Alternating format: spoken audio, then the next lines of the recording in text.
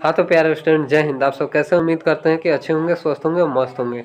जैसा कि आप देख रहे हैं कि हिंदी वर्णिका चैप्टर नंबर 5 धरती कब तक घूमेगी, यह हिंदी वर्णिका के अंतिम चैप्टर है।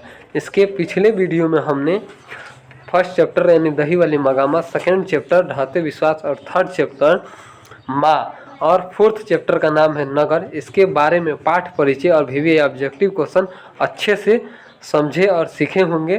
धरती कब तक घूमेंगे इसका पाठ परिचय और वीवीआई ऑब्जेक्टिव क्वेश्चन एक एक करके सीखेंगे और समझेंगे। आइए शुरू करते हैं।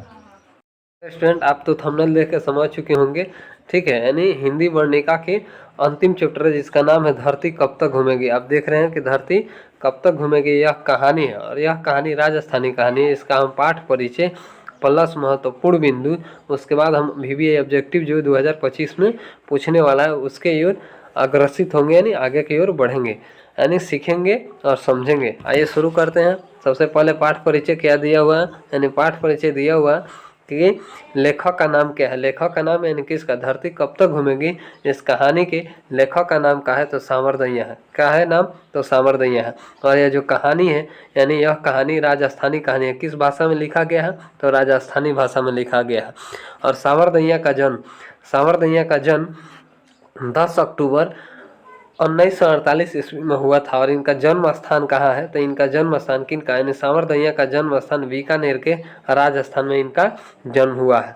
और यह जो कहानी है धरती कब तक घूमेगी, इस कहानी के अनुवादक यानी हिंदी में ट्रांसलेट कौन किए हैं, तो सामरदैया के द्वारा, मतलब सामरदैया के द्वारा ही हिंदी में अनुवाद किया गया है। इसलिए किया गया क्योंकि सामरदैया बचपन से ही राजस्थान में रहे हैं। अब आता है कि संकलित, मतलब जो संकलित है यानी यह जो कहानी है यानी समकालीन, मतलब समकालीन भारतीय साहित्य से यह संकलित कहानी है। आइए अब महत्वपूर्ण बिंदु की ओर बढ़ते हैं। महत्वपूर्ण बिंदु क्या कहता है कि महत्वपूर्ण बिंदु यानी यहीं से कहानी शुरू होता है। यानी धरती कब तक घूमेगी, यह कहानी जो है 3 बेटे 2 वक्त की रोटी एक माँ की कहानी है।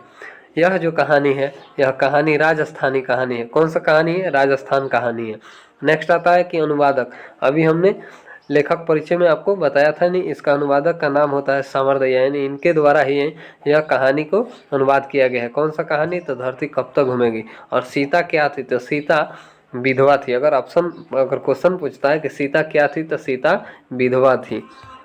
नेक्स्ट आता है आपका कि कहानी के मुख्य पात्र कौन है। इस कहानी के मुख्य पात्र कौन है, किस कहानी के, यानी धरती कब तक घूमेगी इस कहानी के मुख्य पात्र का नाम यानी कौन है, तो सीता है, जो माँ है। और सीता के 3 बेटे हैं जिसका नाम, पहला का नाम कैलाश, दूसरा का नाम नारायण और तीसरा का नाम बिरजू है। आप देख रहे हैं। आइए अब नेक्स्ट जानते हैं कि कैलाश की पत्नी यानी बड़े लड़के की पत्नी का नाम क्या था, तो बड़े लड़के की पत्नी का नाम राधा था। और नारायण यानी बीच वाला जो लड़का था, यानी नारायण की पत्नी का नाम क्या था, तो नारायण की पत्नी का नाम भौरी था। नारायण की पत्नी का नाम क्या था, तो भौरी था। बिरजू की पत्नी, मतलब बिरजू की पत्नी का क्या नाम था, तो बिरजू की पत्नी का नाम पुष्पा था। अगर क्वेश्चन देता है कि बिरजू की पत्नी का नाम क्या था, तो आप ऑप्शन ढूंढ के मारिएगा, यानी पुष्पा। जहाँ पुष्पा आपको दिखे वहाँ टिक लगा सकते हैं, यानी बिरजू की पत्नी का नाम है पुष्पा। और सीता जो थी अपने काले ओढ़ने को देख के, यानी काला ओढ़ना को देख के वह रूआसी हो गई, यानी गुस्सा में हो गई। नेक्स्ट आता है आपका महत्वपूर्ण बिंदु कि सीता को एक एक महीने खिलाने के लिए उनके बेटे के द्वारा, मतलब किनके, यानी सीते के बेटे के द्वारा यह निर्णय लिया गया था। और नेक्स्ट क्वेश्चन है महत्वपूर्ण बिंदु में कि जब सीता के बड़े लड़के ने उन्हें, किनको, यानी सीता को एक एक महीने करके सबके यहाँ खाने की बात करता है, तब सीता मन ही मन क्या करती है, रोती है। अगर ऑब्जेक्टिव क्वेश्चन देता है सीता मन ही मन क्यों रोती है, तो आपका आंसर होगा कि बड़े लड़के ने, यानी लड़के के द्वारा निर्णय लिया गया था कि एक एक महीने सबके यहाँ खाएंगे, इसीलिए जो सीता थी यानी मन ही मन रोती थी। नेक्स्ट आता है आपका कि अंत में यानी उनके बेटे ने सीता को कितना रुपया, मतलब प्रति माह देने का नियम बनाया था, तो 50-50 रुपया प्रति माह देने का नियम बनाया था। किसने बनाया था, यानी बड़े लड़के ने 50-50 रुपया देने के नियम बनाया था। उम्मीद करते हैं कि आपको पाठ परिचय और महत्वपूर्ण बिंदु अच्छे से समझे होंगे। आइए अब समझते हैं इसका ऑब्जेक्टिव क्वेश्चन, यानी धरती कब तक घूमेगी।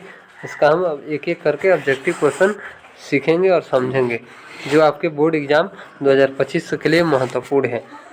एक नंबर क्वेश्चन दिया हुआ है कि धरती कब तक घूमेगी, शीर्षक कहानी के कहानीकार कौन है या लेखक कौन है।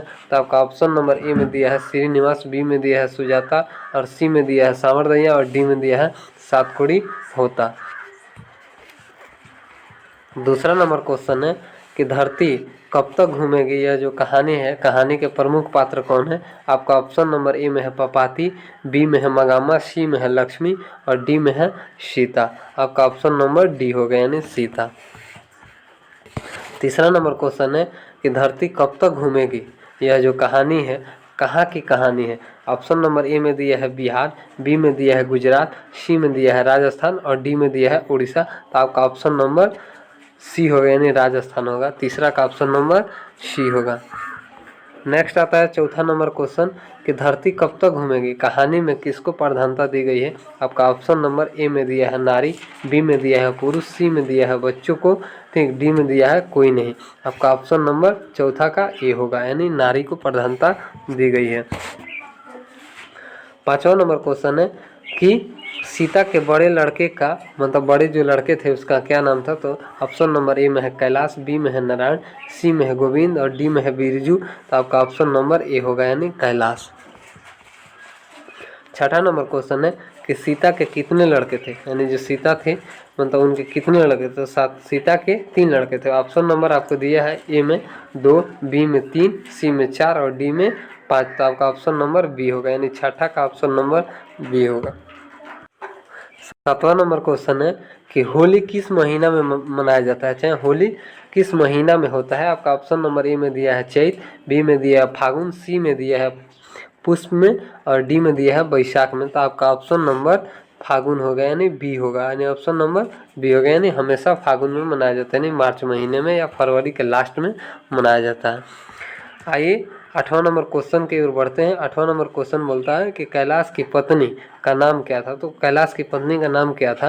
आपका ऑप्शन नंबर ए में दिया है राधा, बी में दिया है लक्ष्मी, सी में दिया है सविता, और डी में दिया है कविता। तो आपका ऑप्शन नंबर ए होगा, यानी राधा। नेक्स्ट क्वेश्चन है 9वां नंबर कि सीता के सबसे छोटे लड़के का नाम क्या था, यानी सीता के सबसे छोटे लड़के का नाम क्या था। तो ऑप्शन नंबर दिया है ए में बिरजू, बी में दिया है कैलाश, सी में दिया है नारायण, और डी में दिया है हरि। तो आपका ऑप्शन नंबर 9वां के ए होगा, 9वां के ए, यानी बिरजू, सबसे छोटे लड़का का नाम बिरजू था। 10वां नंबर क्वेश्चन कहता है कि नारायण की पत्नी का नाम क्या था।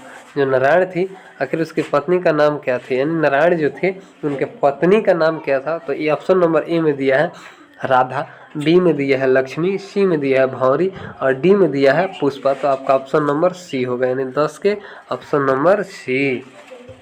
नेक्स्ट आता है 11 नंबर क्वेश्चन कि बिरजू की पत्नी का नाम क्या था। जो बिरजू थे उसके पत्नी का नाम क्या था। तो हमने महत्वपूर्ण बिंदु में आपको बताया है कि बिरजू के पत्नी का नाम, यानी सबसे छोटे लड़के थे तो उसकी नाम था यानी पुष्पा। पत्नी का नाम क्या था, पुष्पा, ठीक है। अब पुष्पा के नाम से आप जानते हैं यानी कौन थी, तो पुष्पा बिरजू की पत्नी थी।